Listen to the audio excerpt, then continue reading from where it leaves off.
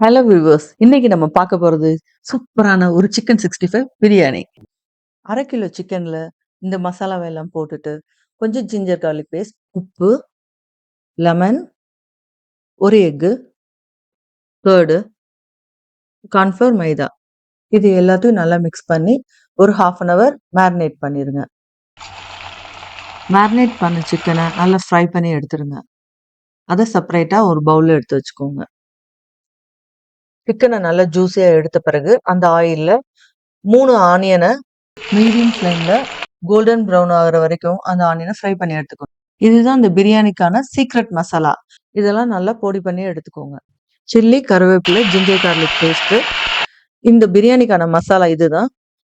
உப்பு, புதினா, கொத்தமல்லி, நல்லா பீட் பண்ண கர்டு. இதை மீடியம் ஃப்ளேம்ல நல்லா கொதிச்சு வர வரைக்கும் வெயிட் பண்ணணும். இப்போ சிக்கன், ஃப்ரைட் ஆனியன் எல்லாம் சேர்த்து நல்லா மிக்ஸ் பண்ணுங்க. வேற ஒரு பாத்திரத்துல 2 லிட்டர் தண்ணி நல்லா கொதிச்சதும் இந்த கரம் மசாலா ஐட்டம், பட்டை, கிராம்பு, இஞ்சி, பூண்டு எல்லாம் போட்டு நல்லா கொதி வந்தோடனே 1 மணி நேரம் ஊற வச்ச பாஸ்மதி ரைஸை இதுல சேர்க்கணும். இந்த பாஸ்மதி ரைஸ் 80% நல்லா வெந்ததுக்கு அப்புறம் நல்லா வடிச்சிட்டு இதை அந்த சிக்கன் 65 மேல அதை நல்லா ஸ்ப்ரெட் பண்ணணும். ஒரு கிளாஸ் வடிச்ச கஞ்சி ஊத்திட்டு ஃப்ரைட் ஆனியனை நல்லா தூவி விட்டு புதினா, கொத்தமல்லி, சாகி ஜீரா, கொஞ்சம் கரம் மசாலா, 1/2 லெமனு, கொஞ்சம் நெய் ஆட் பண்ணி மூடி வச்சிருங்க.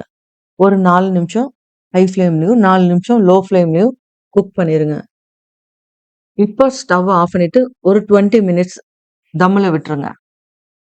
அவ்வளோதான், சூப்பரான சுவையான சிக்கன் 65 பிரியாணி ரெடி.